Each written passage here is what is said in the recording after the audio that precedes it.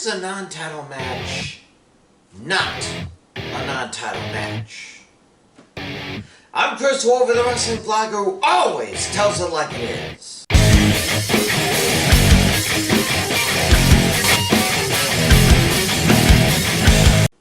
If you've been watching the WWE as long as I have, you may notice that though the champions often show up and even compete on Raw and SmackDown, they don't always put their titles on the line.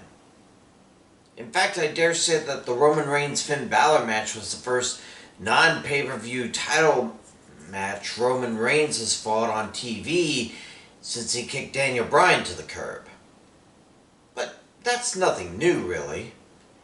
Back in the 80s and 90s, pre-Raw, the Intercontinental and Tag Team champs appeared fairly often on shows like Superstars of Wrestling and Wrestling Challenge, and every time either Howard Finkel or some other announcer would announce it as a non-title match, as if we felt someone like Lanny Poffo had a chance in hell of beating the honky-tonk man with the title on the line.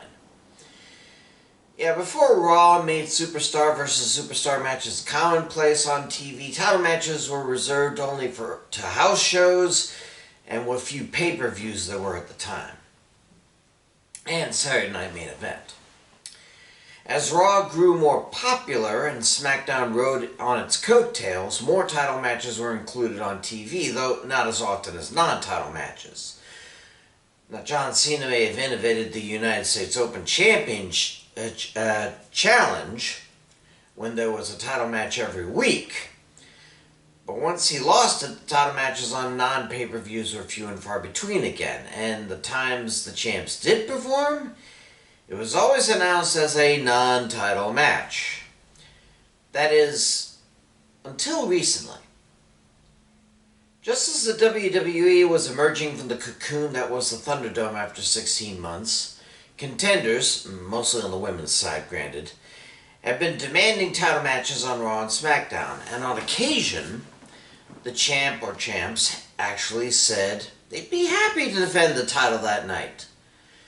But then the de facto authority of the WWE, Adam Pearce and Sonya Deville, come out and basically say, "Hold your horses, we gotta make sure you deserve a title shot." They then put the contender against the champion in a non-title match. Only they don't call it a non-title match. Instead, they call it a championship contenders match. What's the difference? Well, according to them, just one. If the challenger happens to beat the champ, they will automatically get a title match in the future. To which I say, yeah? And?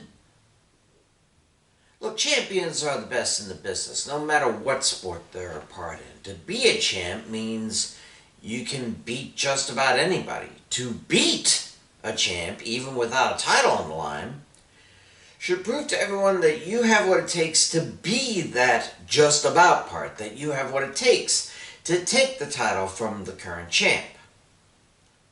Why does it need a fancy schmancy name like Championship Contenders Match? Over the last 30 years, when a champion has been beaten in the ring in a non-title match, the commentators usually spit out that the person or team who beat the champion are in the running or in position for an actual title shot in the future.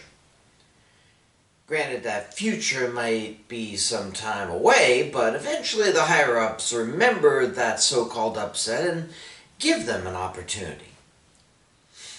All this championship contenders match stuff means that the one who upsets the champ jumps the line and gets the title opportunity in the very near future, whether they deserve it or not. I mean, even champions have off days. I'm sure there were more than one person who thought Bianca Belair got lucky against Sasha Banks at WrestleMania when Belair took the title from her. Not me, but I'm sure others. Or that The Fiend was off his, albeit unusual, game when Goldberg took the Universal title from him a year and a half ago. Any given Monday, Friday, or Sunday, any superstar can upset anyone in a fluke win. With this championship contender stuff, a fluke win could lead to a title match the winner didn't truly deserve. Now granted, they haven't used it very often as of late, but they do seem to be clamping down on open challenges made by champs. It's not a totally bad thing, mind you. Through preliminary and mid-card matches, you separate the wheat from the chaff, and then find the whole grain kernels worthy of a shot at the belt. It's amazing that John Cena held the US belt for so long, defending it every week. If he wasn't on point in each and every match, a near jobber could have become champion. Yes, open challenges are exciting and very brave on the champion's part, but the whole point about being a champion is defending it on big cards like pay-per-views or in untelevised house shows, which 99.9% of the time you win anyway. Just as long as you adhere to the rule about defending within a certain period of time, unlike Brock Lesnar, you don't have to come out every week and open your big mouth about beating anyone, only to have your size 16 boot shoved into that mouth when some next to nobody takes your precious title. If you're going to have non-title matches, WWE, call it like it is.